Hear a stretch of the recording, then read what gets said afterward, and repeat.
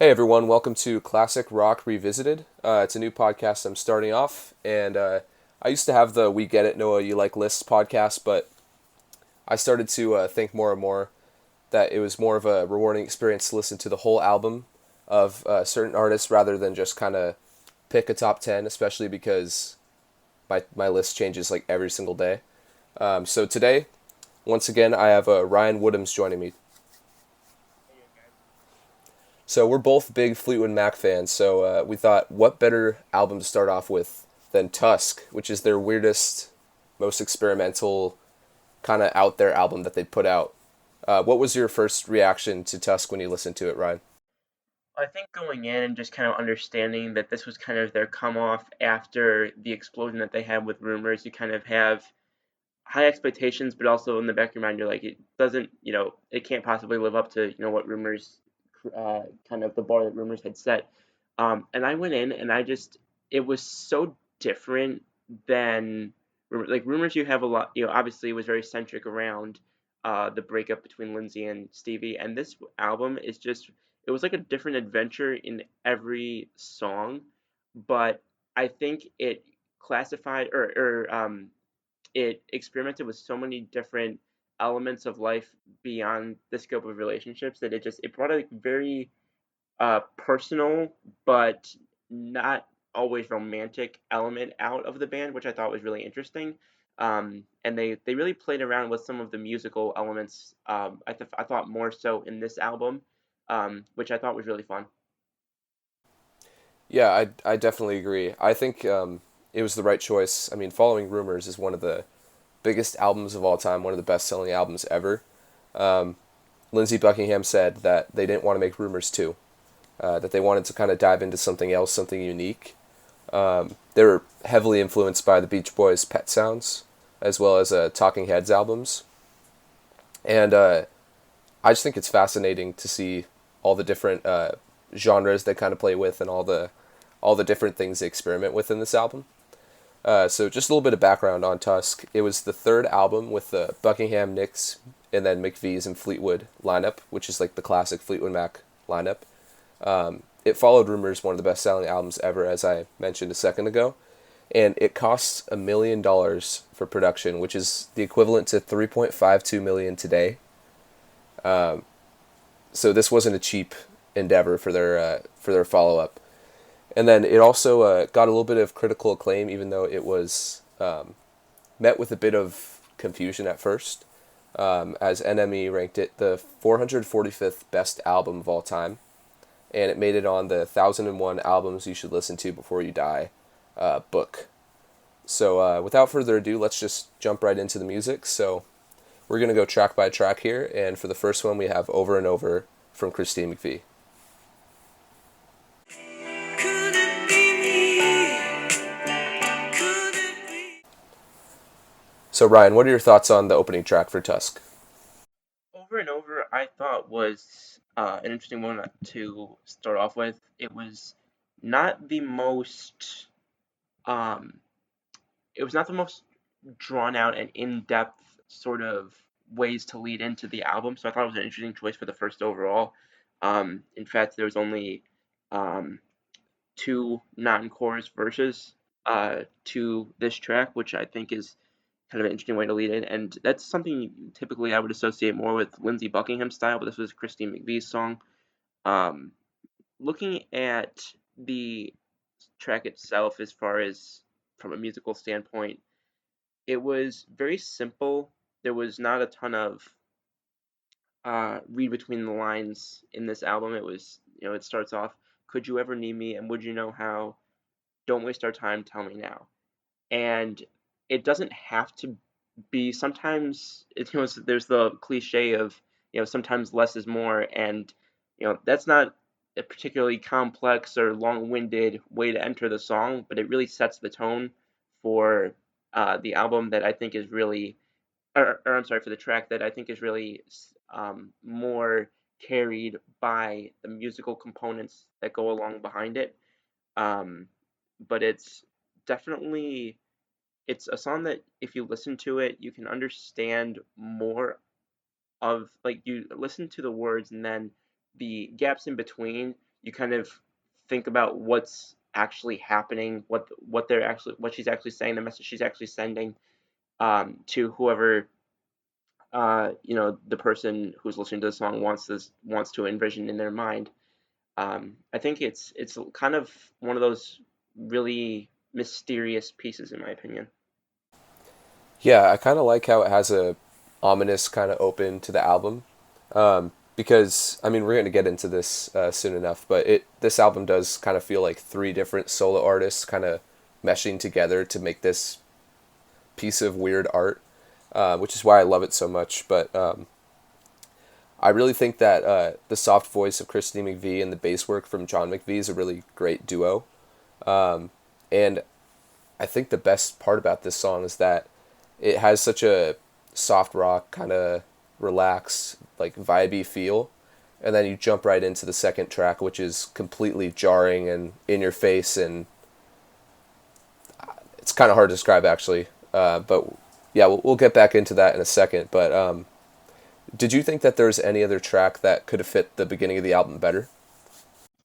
Uh, but after over and over, I think it depends. The album is filled with such a mishmash of different vibes and different feelings and different styles of just writing the song. Forget about musical styles, just styles of writing the song.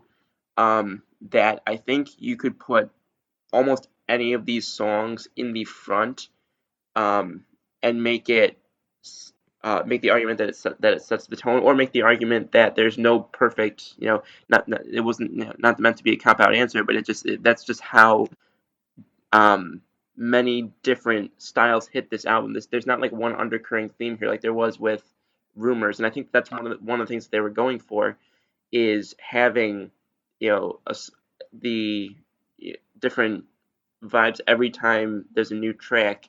For example, you just started to talk about the contrast between this one and the track that succeeds it.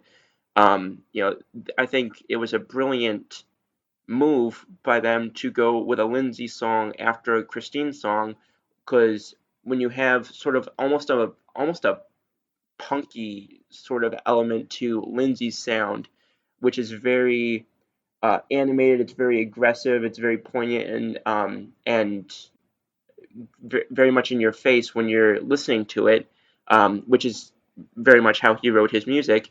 Christine McVie kind of puts a little bit of a softer tone out there. Much easier to listen to. If you're going for a drive, much easier to listen to when you're not in an extremely animated mood. And then it kind of creates that segue that allows the person who's listening to create the interpretations themselves, rather than Lindsay, who is very, in my opinion, very clear and very upfront about how he wants the songs to be interpreted. So I think that was a great contrast in the first two songs. Yeah, I mean we might as well dive into the ledge right now. Here's a quick listen of it.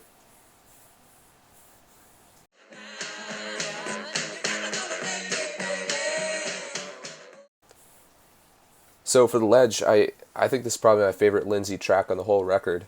I think the best part about it is that it does follow over and over, which is that soft rock ballad. It's kind of vague. It could be really about anything.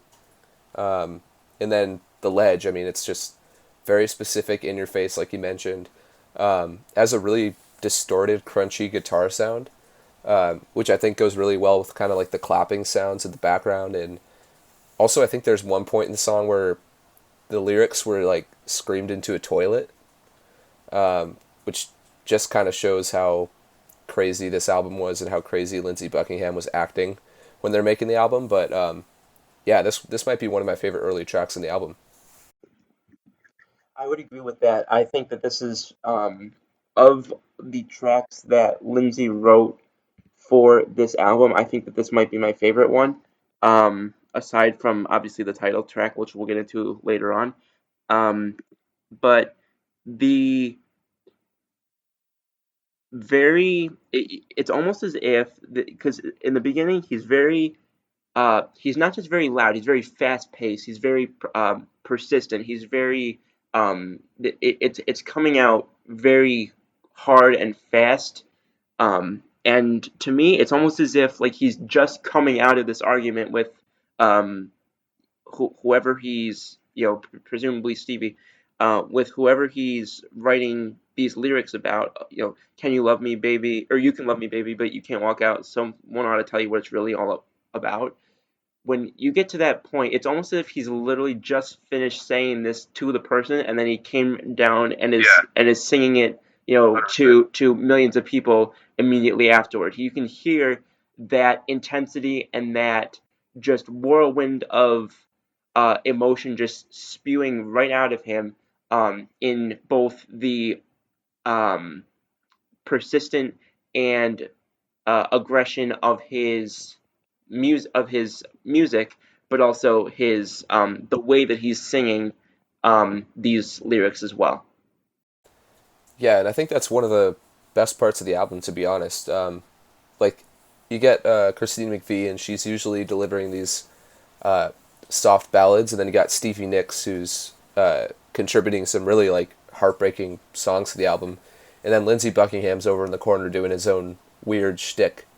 And this is just one of many moments on the album where you kind of hear that distorted guitar sound, and the drums don't even really fully match the song, I guess. But I think that's just part of the experience, and the Ledge is probably the one I can listen to the most often, and just appreciate it every single time. And following that, we have another Lindsey Buckingham song, but this one features Christine McVie as well, and it's "Think About Me."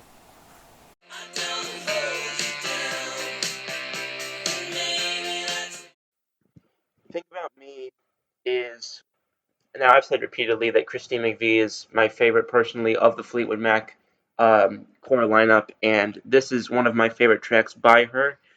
Um, I love the very, because Christine McVie in Rumors was very toned down, was very, you look at a track like Songbird, it was very watered down, it was very melodic.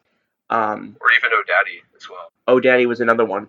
It was very sweet, very low key. I think About Me, and this is probably one of the interesting experiments that they took with this track was so much more. Um, it was very on Christine from Rumors. She was taking a more approach of, it was almost some passive passion aggression in her lyrics, where she says, "I don't hold you down. Maybe that's why you're around. But if I'm the one you love, think about me." She doesn't really take this tone with any of her previous work that was, among their well-known work as a band. And this took a an interesting turn later in the song, when they start to get a more up-tempo sound that we didn't really have in a lot of Christine songs in the previous album, other than "You Make Loving Fun."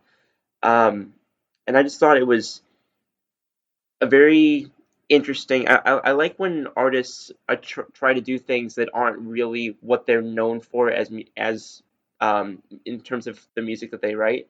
And I thought that this was an interesting switch for her, and I really enjoyed it, and I love the um, sort of combination of music with the bass line part toward the end, where the tempo kind of changes a little bit, but you still have that same undercurring sound that lasts throughout the entire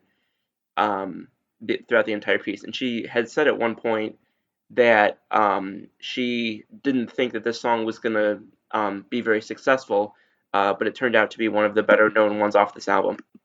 Oh, interesting. Um, yeah, I think this is one of the most palatable songs off the album as far as the wide audiences go. Just because it sounds like it might be like straight off of the songs that just missed the cut on Rumors. It has that like universal like rocky kind of or soft rock feel, like I was talking about earlier, but it has a really good bass line from John McVie, as you were mentioning. And I love Lindsay and Christine together on some of these tracks. I think their voices match so well, and I mean, you always hear about Stevie Nicks and Lindsey Buckingham being that like perfect duo vocally for Fleetwood Mac, but I mean, this might have a chance to take that over. And there's another point in this album too, where Stevie and Lindsey get their moment as well. But I think this is just another great song in the beginning of the album. I mean, I think the side A for Tusk is just incredible, and then the side B is kind of, or I guess disc 2, kind of has them taking more risks, kind of getting more weird and out there, and I think that's another one of the strengths of the album, is that it's a double album and you get so much material to listen to. So for the next song, we got Save Me a Place, which is another Lindsey Buckingham track.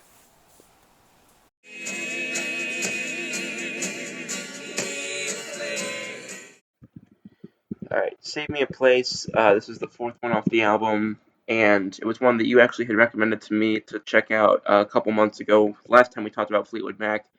And this was one of the songs. He does this repeatedly. He does this a couple times in this album, and he did it on a previous work, which was I'm trying to recall the name that on the previous album. But he sort of takes a very quick one or two verses, ends them the same way, and then the rest of it is just him going at his guitar sound, and that, which is kind of the defining point of the song, to the point where you don't really miss the lyrical component of it very much, because you're taking on such a journey with just the musical fluctuations that he creates, and intonations that he creates throughout the course of the track. When he says, "I don't know why I have to work, don't know why I can't play, turn me off, turn me out, but don't turn me away." And then he goes into Save Me a Place. I love that line. Same here. And then he goes into Save Me a Place, I'll come running if you love me today. He repeats it one more time after that, and then that's the end of the lyrical component. But the song still goes on for a solid 3 minutes, or close to 3 minutes, because he changes his guitar sound from that sort of rock to almost, like I mentioned earlier, almost a more punkier sound, and he can do it so smoothly that you almost don't recognize it's happening while it's happening. You don't miss the lyrical component, like right. You were saying,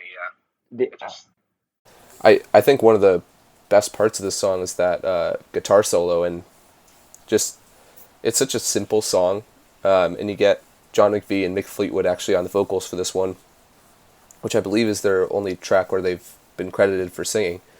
But yeah, I love the line, "Turn me off, turn me out, don't turn me away."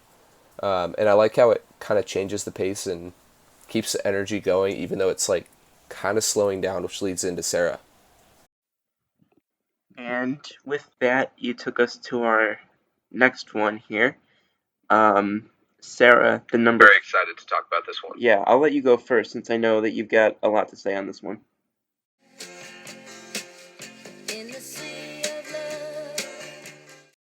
Oh yeah, this is probably my favorite Fleetwood Mac song ever. There's just so much to dive into here. I'll just start with this. The more I listen to it, the more I appreciate the drumming from Mick Fleetwood and the bass from John McVie. It just creates this like perfect vibe. I don't know how to describe it really.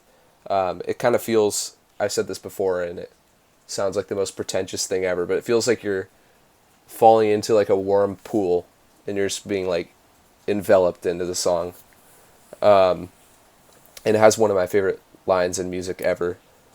Drowning in the sea of love, where everyone would love to drown, but now it's gone, it doesn't matter what for, when you build your house and call me home. And there's been a lot of speculation on this song being about her relationship with Don Henley. and about how they were going to have a child, but they had to get the child aborted, which and that they were going to name Sarah, and that's just absolutely heartbreaking. But as with many other Stevie Nicks tracks, there's many other interpretations you could take from it and meanings you can feel, especially on repeated listens, which I think makes this song so strong. And the last thing is the 6 minute version is I would just highly recommend to listen to that. I know on some versions of the album it's edited down just so it could be played more on the radio, but just it feels like it can go over and over again, and I wouldn't mind at all. Absolutely. I think that there's actually a verse on here, um, and I will say that Stevie's artistic, vivid imagery that she creates with her lyrics is remarkable. Here, when she goes, and he was just like a great dark wing within the wings of a storm, I think I had met my match. He was singing and undoing the laces. It just that reminds me of like almost one of her earliest works with Fleetwood Mac. Like that reminds me of like a Rhiannon type, um, level of imagery where it just the lyrics that she's singing, you're so caught up in painting painting the image in your mind that you finish the song and you're like, I don't even know what that was about because I was so caught up in this one element of the imagery of the song, and then you realize that this could be taken a number of different ways. Is it about the child? Is it about her friend that Mick Fleetwood had an affair with after she had an affair with Mick? There's so many different um, paths that this could take, but you really it's so ambiguous because of these different imagery components that she is able to create seemingly effortlessly throughout the course of the, like you said, the 6 minutes that the song goes on for. And I think that that's one of the distinguish that made her and Lindsay such a strong musical duo is that Lindsay always had so much to say with his guitar, and she always was an unmatchable lyricist that I think just their combination was remarkably formidable, and I think that this song shows some of that lyrical genius that Stevie possessed. Yeah, I mean, I just I have no words for the rest of this song. I think you put it perfectly. Um, I don't know if this is a hot take or not, but I think the first like 5 tracks off of Tusk is maybe one of the better openings to an album ever, and especially just because of the variety you see here. And speaking of variety, after that beautiful ballad that Stevie Nicks gave us, now we got the most rockin' song on the album with "What Makes You Think You're the One." What makes you think you're the one? What makes you think you're the one? I actually had not heard this song until today. Um, and Oh, interesting. it's one of the more, and it's amazing to me that he did it again. Lindsey Buckingham has this, excuse me, his songs that he writes, he does this repeatedly, and I mentioned it before. He'll take one couplet, he'll take a repetitive line following the couplet, and he'll just take those two fragments and repeat them over and over again with very little variation, 3 or 4 times throughout the song. But because of the what he attaches to it from an instrumental standpoint, it doesn't seem repetitive at all. Um, and I think my favorite line from this song, or I'm sorry, my favorite part of this song is the second time they do "What Makes You Think I'm the One Who'll Be There When You're Calling." What makes you think I'm the one who'll catch you when you're falling? Um, and it segues into the end of the song, where he says this won't last forever. Um, and it's a cutting and very clear. He's saying so much by saying so little. That I think it works really well. Taking to the next part of this album, um, after excuse me, after a sort of in your face second or first track that he wrote with The Ledge, it takes you into a more um, it's still in your face, but it's a more, in my opinion, a more hidden behind the curtain in your face, rather than coming out punching like he does in The Ledge. Yeah, it's almost like if you played this song for whoever the song was about, they would know everything there was to know about the song. I mean, it's feels so direct and so like honest and just kind of like abrasive. But I think the highlight of this song, even though Lindsey Buckingham gives a great vocal performance, is Mick Fleetwood on the drums. We're gonna get into I think John McVie's best moment of the album pretty soon, but for Fleetwood, I mean, there's not a lot of solos where he just goes completely crazy on the drums. And in this one, it's just such a roaring, anthemic performance that he gives. And it seems so like, I don't know how to describe it. It sounds so erratic and like wild, but then again, like it kind of like falls into a direct path, so you know where he's going, but you don't know where he's going at the same time. I don't know if that made sense at all. Now that we're done with the Lindsey Buckingham crazy side project, we're back with Stevie Nicks for another ballad with Storms.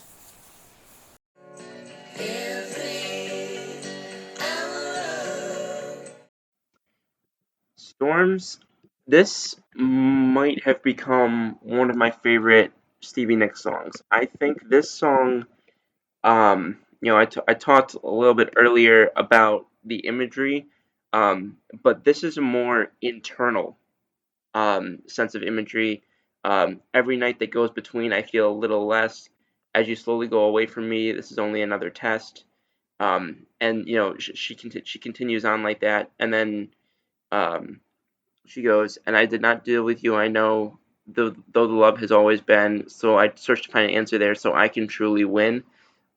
This kind of, I think, ties in almost in some ways to a landslide type of song, where it's clearly coming off of somebody else, but it's more about self empowerment, rather than you know re- retributionally antagonizing whoever they've recently separated from.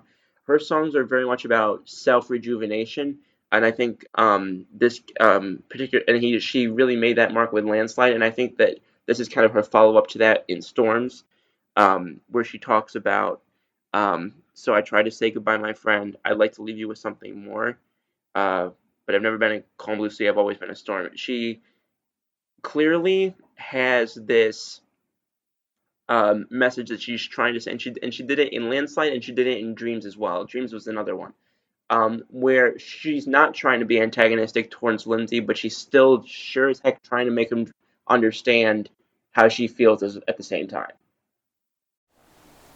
Yeah, and I've heard that this song is also inspired by Stevie's affair with Mick Fleetwood, and about how she just felt weak because, I mean, there's two people in the band that she was with romantically that it completely fell apart, and then they they really were just kind of against her for a while. So you can just feel how heartbroken she is. I had three notes on the song, like words that came to mind: honest, heartbreaking, and beautiful. I love the lyrics in the song, but I think the best part of it is Stevie Nicks' vocal performance, because, I mean, we've heard her belt it out in like Silver Springs, and even in Sarah, there's some moments where she really gets to unleash vocally, but in this song she sounds so fragile and broken and almost scared, I guess. Um, Uh, you asked this question earlier. If I may throw this in, if I may throw this in real quick, you asked me if there was any other song that I felt could be the entering song to this album. I think Storms would have been one you could have made the case for, because you're coming. It's like you said. There's that very fragile sound coming off of what happened in Rumors to kind of segue in, but also there's the you talked about the affair with Mick Fleetwood, um, when and she talked about it a couple times how that started from very late night. They had a party. Mick and her was the last two people there. They were very drunk. They had been doing a lot of cocaine, which I think set that combination right there set the tone for this album so much.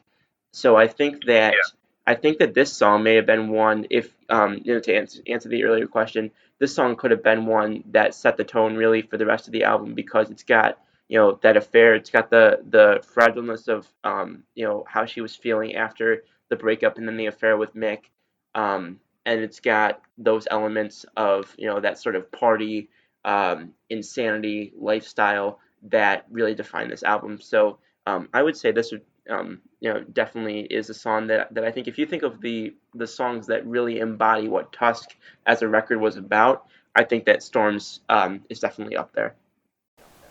I totally agree that this is like a defining song in the album. Also, it would be pretty insane if they started with Storms and went straight to The Ledge. That would be probably the most jarring tonal shift in any album I've ever heard in my entire life. But I mean, based on what they did in this album, I wouldn't be shocked if that was on the table before. So now that we've gone past that, one of the best best songs on the album, let's dive into "That's All for Everyone," Lindsey Buckingham track.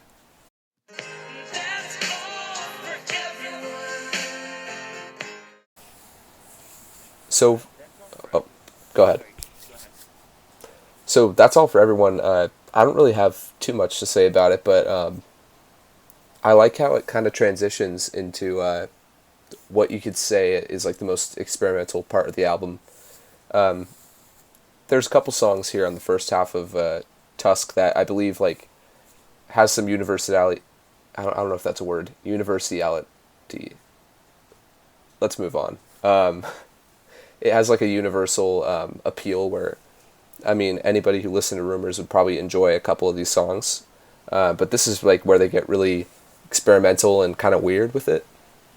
But the lyrical content here isn't too impressive, but I really like the vibe of the song, and I actually heard a pretty significant influence on the Killers' last album, Wonderful Wonderful. They had a bonus track called Money on Straight, and it sounds almost identical. So that's kind of all I have to say about That's All for Everyone. What about you, Ryan? I don't have a ton to say about this one, although I will say it's probably the most lyrically creative one that Lindsey had on this album, which isn't saying much because he doesn't really do a ton of lyrical lyrical experimentation. But this is one where I listened to it, and I couldn't really tell you what it was about. Um, but I think that almost in a sense is exactly what they're going for with Tusk. You're not really supposed to be able to clearly identify, what some of these songs are about, because it's so chaotic, just like the whole creation of this album was, where you hear the stories of how they were positioned mentally and psychologically going into some of these recordings. Yeah, I feel like that's kind of all we got for That's All for Everyone. But right after we have another song off of the weird side project that Lindsey Buckingham was doing on the album, and that's Not That Funny.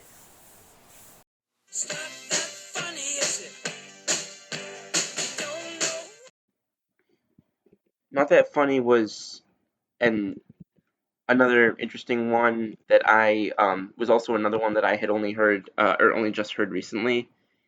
But I thought that this one was toward the end.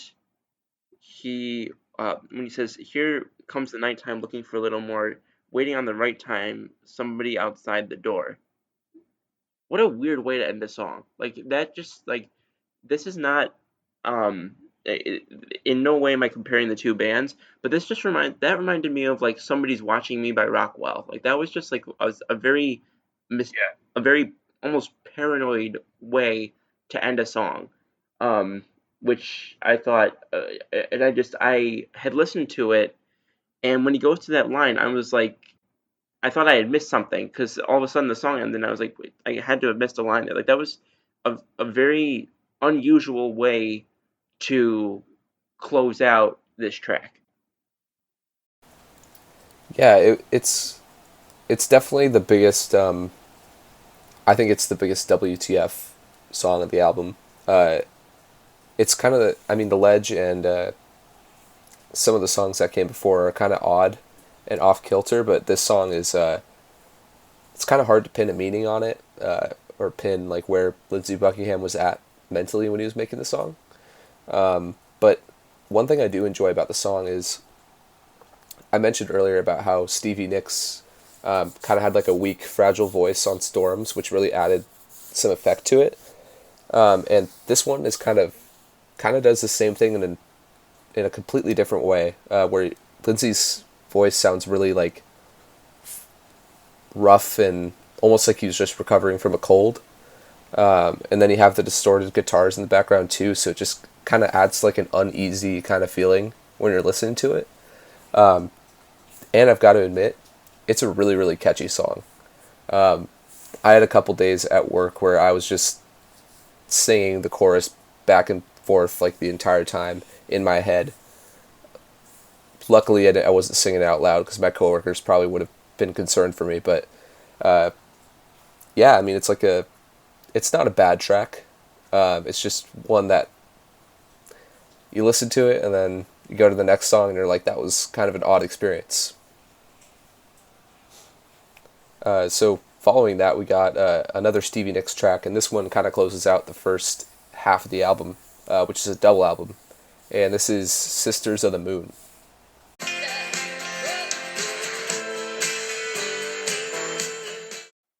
Sisters of the Moon, which was, you listen to the first three lines of the song and you know that it's to the core a Stevie song. And she says, she makes references to, Sister of the Moon. She makes references to, a black widow spider, black moons in those eyes of hers. She was dark at the top of the stairs, and then at the end she says, "Some say illusions are her game. Wrap her in velvet." There's just such a mysterious level of um, just ominous, vivid, just shrouds of mystery that go over this song and this character that she's describing. She says intense silence as she walked in the room, and then when you go into her toward the end, um, she says she asked me to be my sister. I'm sorry. She says um, the people they love her and still they are the most cruel. She asked me to be my sister. And that I don't know the back story to the song at that point, and Stevie Nicks herself stated, she says, "I honestly don't know what the hell this song is about. It wasn't a love song. It wasn't written about a man. It was just about a feeling I might have had over a couple of days going inward on my gnarly trollness." Okay, that makes so much more sense because I've been trying to figure out what the song's about and I can't figure out a meaning for the life of me. Yeah. I just found that quote and I was just like, okay, if she doesn't know, then how the rest of us are supposed to know. It's almost just like a mid-album jam session, really. And I mean, all these things that we're saying, I mean, like the song, like making no sense. It might sound like a negative, but honestly, I really, really enjoy this track. I've absolutely no idea what it's about, but it's kind of a jam. I love the bass solo from John McVie. That was the thing I was alluding to earlier. it's probably one of the best bass solos I've heard in a song as of late, and I love how like intense and like almost angry and witchy the song is. I guess kind of fits well with Rhiannon and some of Stevie Nicks' earlier songs. And one thing I was actually thinking about while I was listening to it again is this song would have fit perfectly right after Over and Over, because Over and Over is like a very soft, slow, like cyclical song to start the album. And then you got Sisters of the Moon, which starts out really soft and then just like comes roaring in with this like insane anthemic chorus, which I feel like would translate well to The Ledge.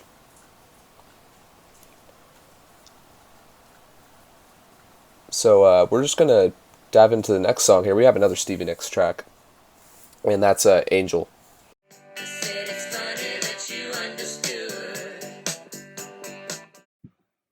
So Ryan, what are your thoughts on Angel?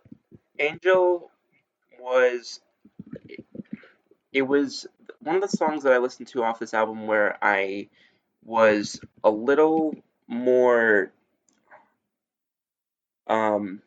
taken back to some of the earlier songs that she had written that weren't that weren't related to either Mick or to excuse me, to Lindsay, where she goes, sometimes the most beautiful things, the most innocent things, and many of those dreams pass us by, keep passing me by. Um, she is clearly talking to somebody, but it's not as clear from the lyrics who. Um, and I had the interesting sort of, it's more simple in my opinion. It's more of a simple and broad track than some of the other ones that she's written that were very clear as to what they were about. It's not as ambiguous, obviously, as her previous track, but she has she goes back to her basic imagery, um, and I think my favorite part of the song is when she goes, "I close my eyes softly till I become part of that wind that we all long for sometime, and to those that I love, like a ghost through a fog, like a charmed hour and a haunted song, and the angel, angel of my dreams." I think that it's a very peaceful song, to kind of co kind of combat some of the chaos that we've had in recent tracks. Yeah, I like how it fits in the album really well in this with the 11th track. I mean, this is the start of like the second chunk of the album, I guess you could say. And I had some mixed thoughts on it at first. I love the chorus; it's very, very catchy, and I like the vibe of it, and I like how it fits after Sisters in the Moon. It just like it's a perfect transition. It does run a bit long for me though on repeating viewings or listenings, I guess. Just because you got Sisters in the Moon, which is like kind of an epic song, and then you got Angel 2, which clocks in around 5 minutes as well, right after it. So it's one of those songs that on occasion I will skip just so I can like kind of keep the momentum going when I'm listening to the album. But whenever I'm like listening to my car, while I'm driving, I feel like it's like a perfect song to listen to in that context. And it is a pretty solid contribution. I also like how you get Storms and Sarah, which I mean could be interpreted in like many different ways, but at the end of the day, they're like very vivid and like very detailed songs. And then you get Sisters of the Moon and Angel, which are more like fun and like it's just a different vibe, I guess. But I like how there's like that contrast. Absolutely agree. And I think it's interesting to hear the um, you mentioned the contrast, but I think also the part of toward the end where she goes, "I still look up when you walk in the room. I have the same wide eyes. Now they tell the story." Um, I don't really know what that means, and it doesn't really become clear, but I think that just shows that this the vibe, like you said, that's just shifted so much from earlier in the tracks. I think this is where we start to get really more into the crux of what really defines Tusk, which is less of the sort of come off of Rumors and more of just the unpredictable, chaotic, where, they didn't even know what was going on, so they don't expect us to know. They just want us to enjoy the music. Yeah, I think that's one of the biggest strengths of the album too. I just love how it's like such a weird collection of songs, especially coming off of like Rumors, which is so polished and like perfectly produced. But let's just keep this train going on. We got That's Enough for Me, which is Lindsey Buckingham track, and that's the next one we're going to talk about.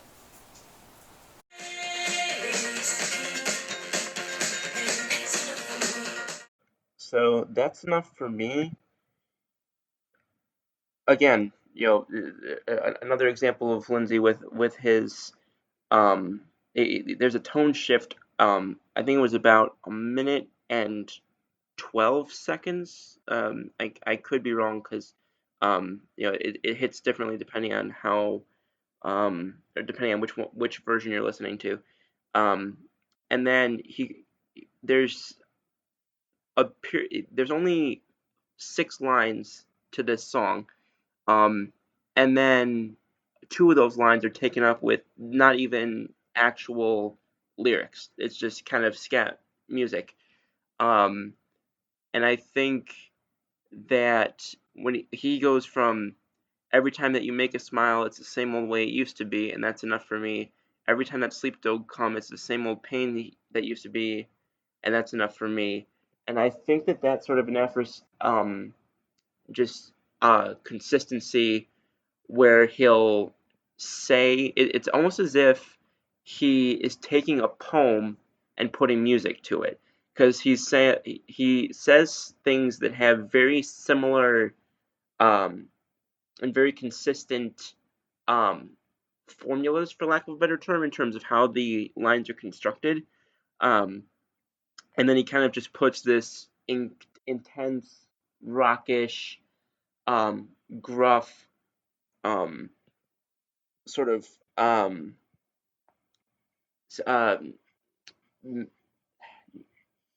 not metallic, but just very hard um, sound behind his track. And I think we're kind of starting to see now where he was really defined during this time by that style of writing.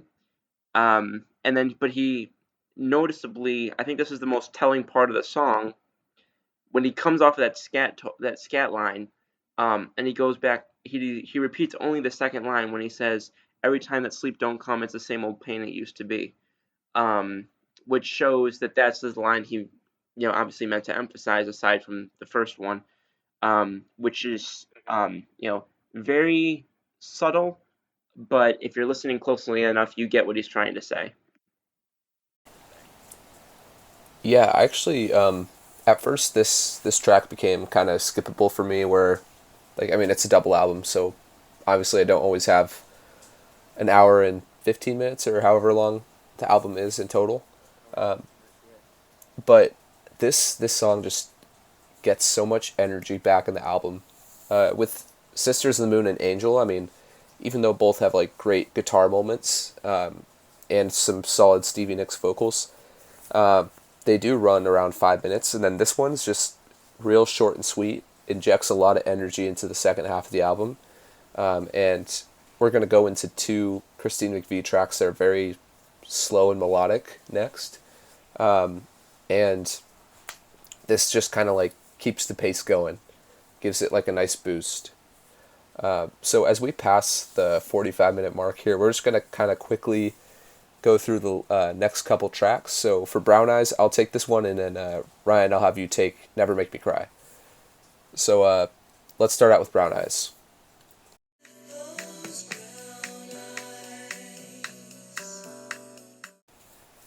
So I don't really have much to say about this song. It's sort of forgettable in the grand scheme of the album, but I think it fits really well with the sound of Tusk. It has a similar vibe to Sarah and Over, and That's All for Everyone, as far as the bass and the drums and the just all the background noise as well.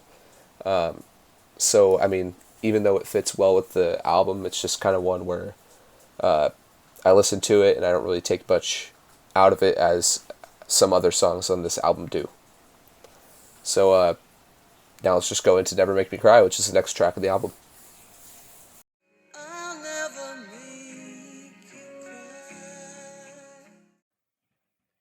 So Never Make Me Cry. Again, we're back to Christine. Um, and she says, "Go and do what you want. I know that you have the need. You know that I'll wait as long as it takes. So go and do what you want. You'll never make me cry."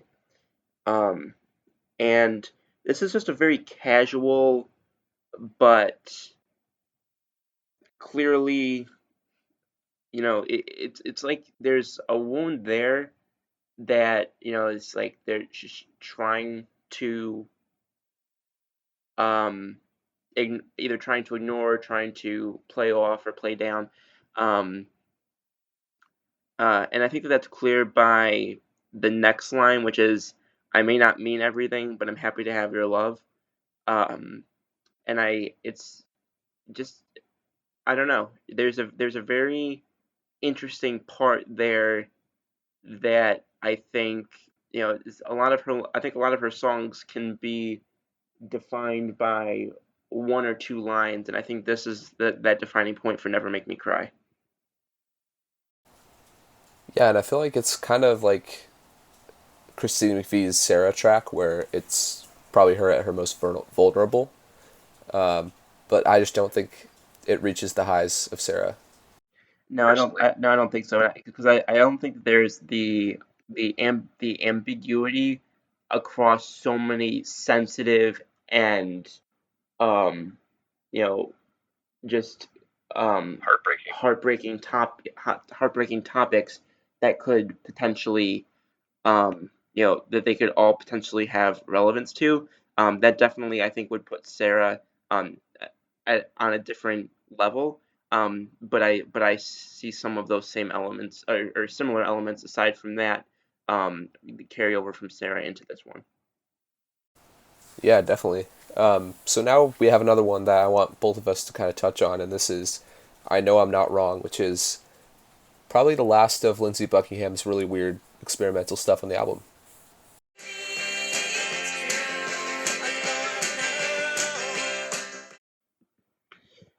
Uh, so I think this is one of the first songs that I heard off of Tusk, aside from like the title track, and um, Think About Me. I think this was probably the third one that I had heard that I had heard off of Tusk, and it comes in with it was kind of similar musically, in my opinion, to The Ledge when it first came in. Just the upbeat um, and very sudden. There was no interlude. There was no segue or anything like that. It was very very from the jump. Um, but the um, it, it, this kind of the lyrics in this song, which he definitely played with more than we're used to seeing. Um, I thought this was very in touch with some of what we've heard about his and Stevie's relationship and the toxicity of it. When he goes to the end of the first part, he goes, "A year gone bad, the dreams of a lifetime told me wrong. Everything is all right, and now it's gone. Don't blame me. Please be strong. I know I'm not wrong." That's just like, I don't know if So there's passive aggressive. I don't know if I can almost see like elements of like gaslighting in there or what, but there is just intense um just he's clearly able to see what's going on, but he's trying to remove himself and dissociate from himself from any connection to potentially being involved in that, which I just it I read the lyrics and it's just kind of jaw dropping, honestly.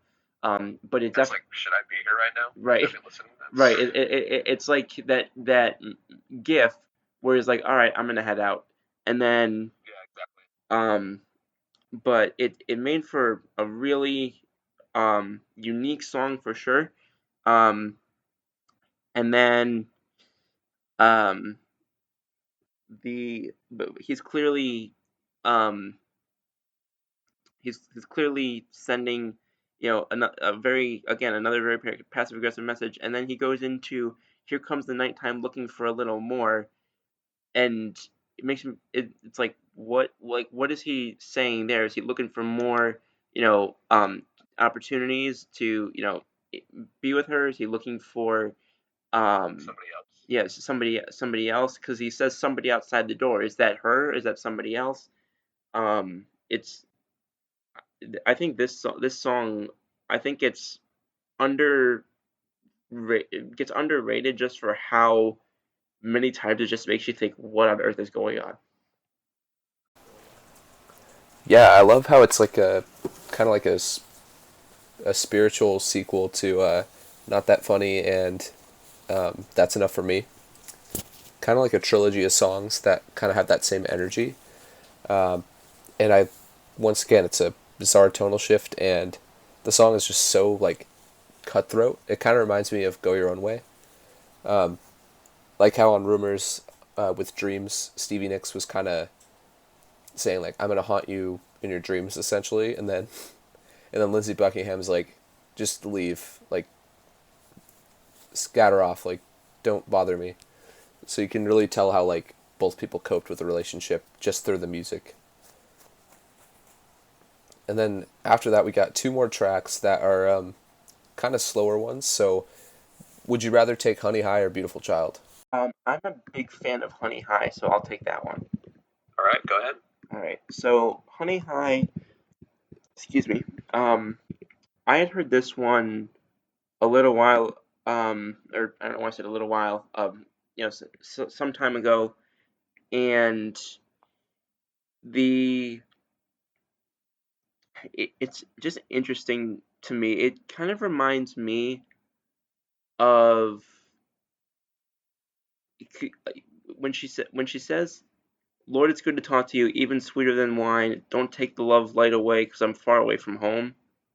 It makes me think of like a girl who's like out for the night with her friends, gets extremely intoxicated, and is like messaging either her boyfriend or ex-boyfriend or something at like 2 o'clock in the morning, just not cognizant of what she's saying, but just can only think about this one person, whoever it may be. That's what this reminds me of, because it's very loving and very peaceful, but it's not saying a whole lot. It just sounds like word soup, like word soup. Yeah. Literally, it's I don't know how else to phrase It's it. Like, very pleasing to the ears, though. it's very pleasing to the ears, which is a nice transition back from a couple of songs that had been perhaps not hard to listen to, but just more, Rough around the edges. rough around the edges. And you kind of go back more into this smooth, um, very um, upbeat song that I personally absolutely love. This is definitely one of my favorites off of Tusk. Yeah, I feel like it changes for me on a pretty consistent basis. At first, I thought it was pretty solid, and then I was like, it's kind of forgettable. And then now it's probably up there as far as my favorite ones of the second half of the album. I particularly love the melodies and harmonies. Just wanted to throw that out there. And the production and mixing on the song is like pristine. Whereas you were saying, the Lindsey Buckingham tracks on the album do sound a little rough and distorted. So that brings us into actually the first time we're going to see Stevie Nicks and Lindsey Buckingham harmonize in this album, and that's Beautiful Child.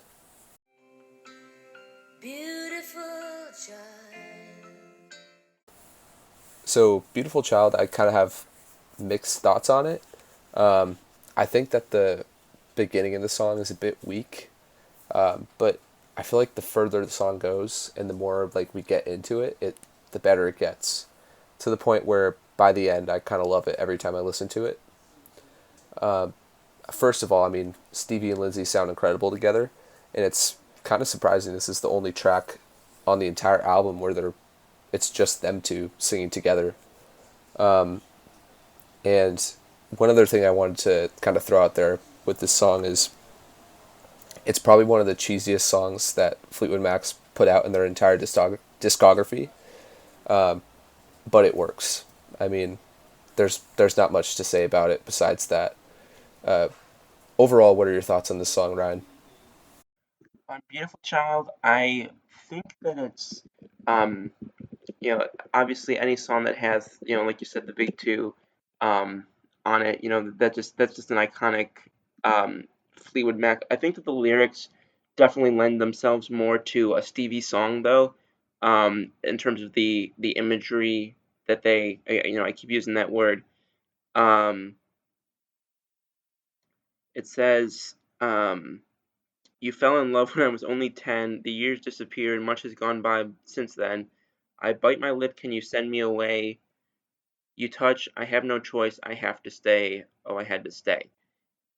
And it makes me. It's interesting because you can interpret that in a lot of different ways.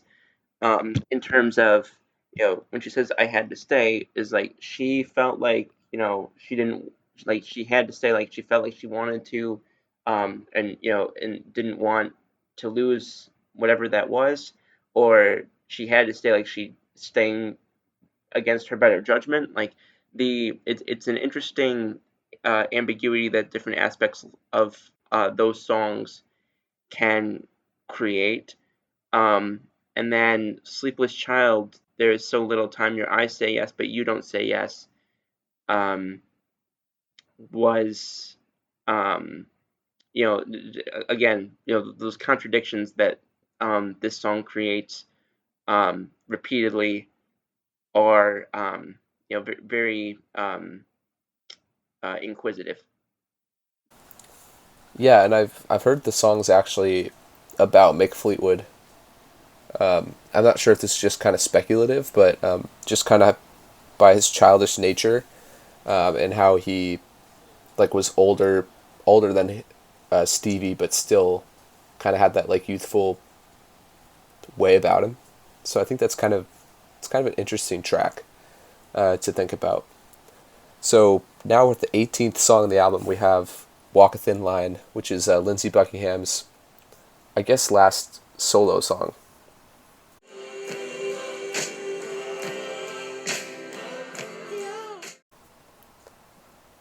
So this is actually one that might be my favorite on the second half of the album, besides the ending track.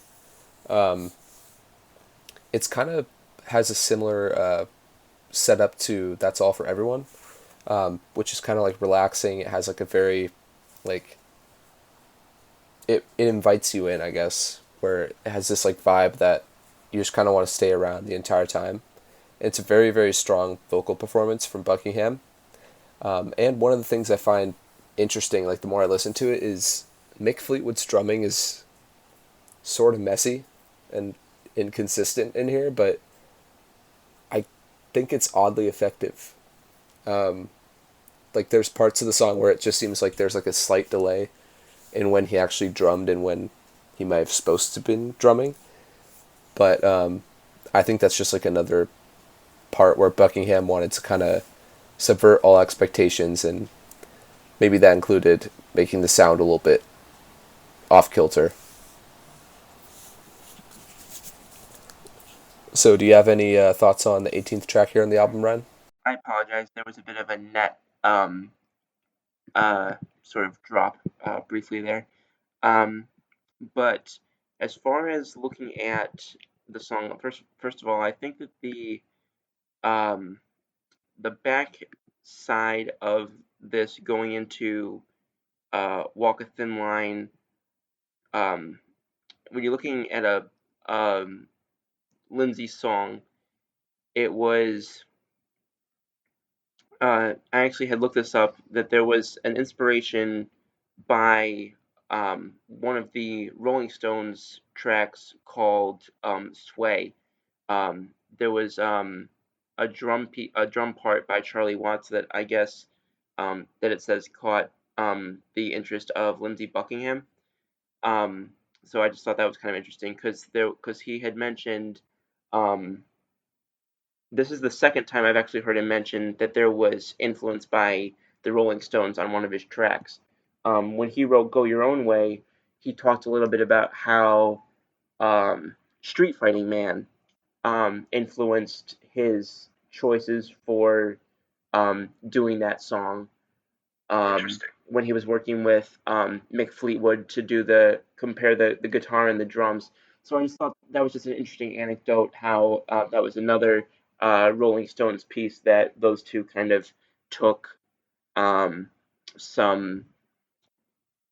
some pieces from, and then Mick Fleetwood having his own individual um, pieces of this. He had uh, an interesting quote about this song. He was there's a quote here that says that there was this rendition, meaning his rendition that he did independently. He There was a group called, I don't know how to pronounce it, I think it's called Ajo, and they had contributed percussion and backing vocals on his version. And he says that he had the greatest time of his career in terms of what he was doing playing with this group that he got the opportunity to be involved in, and he had enjoyed his percussionists performance. He said this was one of his favorite components of it, which I just thought was interesting to kind of hear that this was not a really well known song by Fleetwood Mac per se, but that it was one of the highlights for Mick Fleetwood from a drumming standpoint, when he kind of, like we've said before, kind of doesn't have always um, the front lines in terms of the attention that the band gets. And then taking it from a lyrical standpoint, this was the B side to Sisters of the Moon. Taking it from a lyrical standpoint, Walk a Thin Line, I enjoyed the different toward the end. Um, Please toe the line, but no one said nothing. I walk a thin line, and I said fate takes time, but no one was listening. I walk a thin line. I don't know. I don't really have a lot to say about it. I just really enjoy that part of their music where they have, like I mentioned before, they have those little contradictions, those little sort of counteracting statements. I enjoy the lyrical kind of play that they have there. But as a Lindsey song, I think it's not one of my favorites, but I do think there are interesting components to it. It's definitely one of his calmer moments too, where it seems like he's just kind of taking a second to slow down a bit after the tracks he had previously. So right after that relaxing number, we have Tusk, and Ryan, I'm just gonna have you take it away on this one real quick.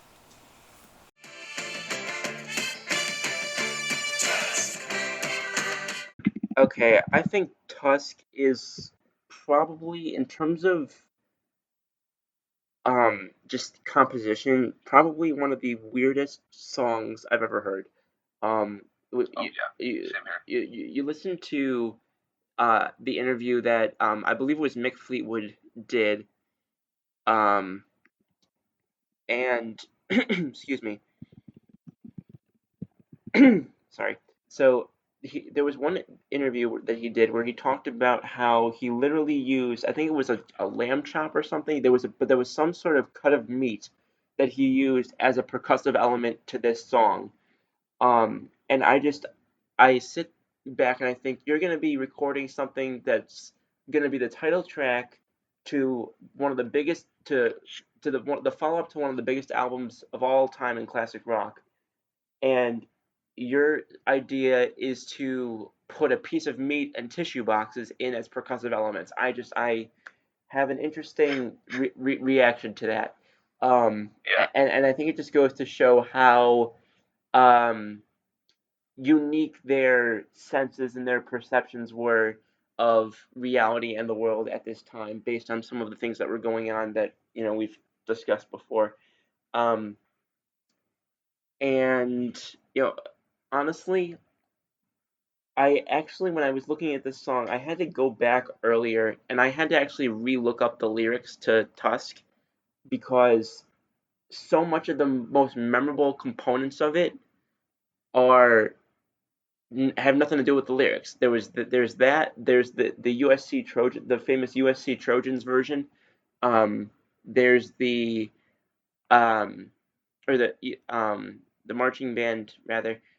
There's the part toward the end of the song from a not even really a lyric standpoint where he does the drum riff, they do the Tusk chant, and then Lindsay just goes and screams into the microphone like some sort of heavy metal like screamo band.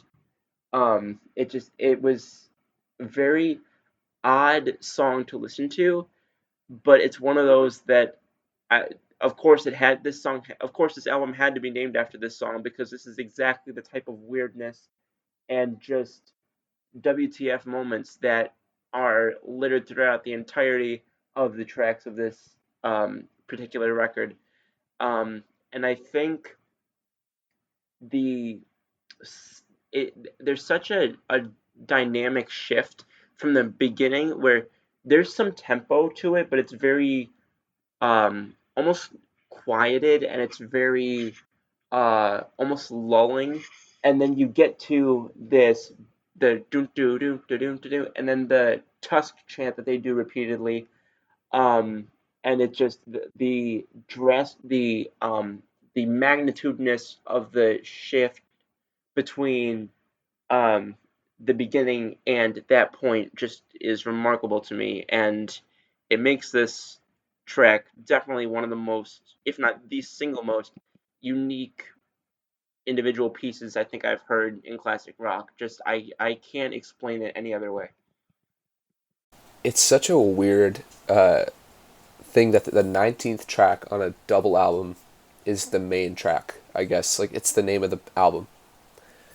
I think there was a couple times where I completely forgot that Tusk was on the Tusk album, just because it sounds like so, like, even for what the album's going for, it sounds so, like, out there and spooky and brooding and dark, and but it just like goes into this like huge, like, almost celebration by the end of the song. So definitely one of the weirdest songs I've ever heard, and like even the structure of the song is just bonkers. So after that we get Never Forget, and I'm just gonna give my quick spark notes here, and then we'll give our general thoughts on the album.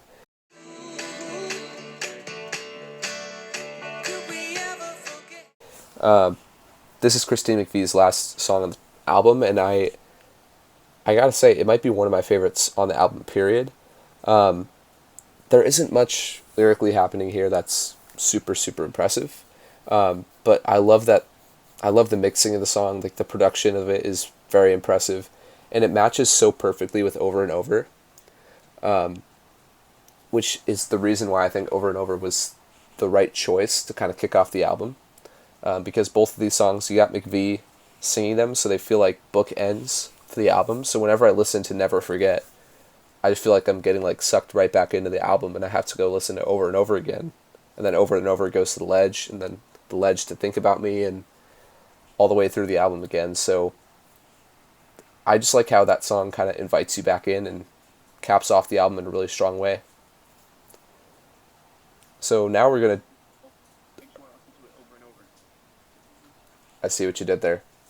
All right, so now we're gonna jump into our final thoughts here. So we actually completely destroyed the length that we're actually going for on this podcast, but I feel like we got some good points in, good discussion. But Ryan, let me know what your general thoughts are of the album now.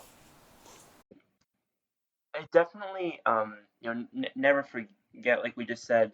That's actually one of my favorites by Fleetwood Mac in general. Not even just off Tusk, just in general. I love a good Christine Love song. I think that's hard to beat. And it kind of was just a very peaceful way to end the album. And I think it was interesting. It was like okay, we've had it's like if you think of the album as like think of the context of that party that they talk about where Stevie and Mick had the affair started. If you think of that, it's kind of like this album was like one long party. It was like they by the third or the fourth album they were drinking, they were hitting the cocaine, they were doing all of that, and they just got lost in the next like 12 or 13 tracks, and then Never Forget comes around and it's like, okay, we've sobered up, I'm back with the person I'm supposed to be with, and everything's gonna be okay. And it's just really, I've never obviously never really gotten to understand the components of you know the how that night would have unfolded for them. Like there's only so much that's out there in terms of how those types of things happen for them. But you can kind of it's almost as if you were in sort of a visitor, like onlooker, at one of these parties that Fleetwood Mac always talks about from the 70s, where you're kind of just watching them from, like a window or something, or watching like a fly on the wall, and you're just like, what the heck are these people doing? And, you get, sucked into it for the majority of the hour and 15 minutes that the album goes on for. And then toward the end, it's just like, okay, we're kind of coming back to our senses a little bit, but you eventually are going to get caught back up in it again.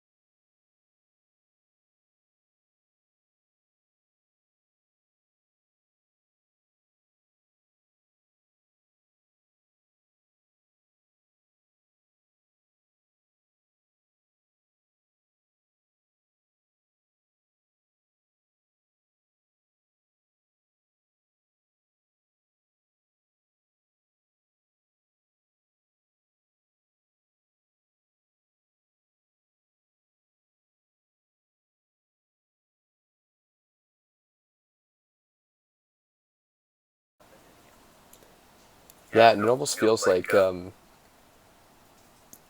last track, Never Forget. It's just it plays like you almost like didn't experience anything over the last 19 songs. It's just like, oh yeah, this is just normal. We're just like gonna wrap up the album in like a completely like soft rock kind of normal way. Um, but yeah, my general thoughts of the album is I think it's kind of a masterpiece in how it subverts expectations, but also it gives you songs like Think About Me and Sarah, and maybe you could even say Storms and The Ledge, that are just like, I don't think very arguably, I think you can argue that they're some of the best tracks that they put out. And for a general audience, they aren't as weird and as out there. But then you also got songs like I Know I'm Not Wrong and What Makes You Think You're the One, which are just very odd moments on the album.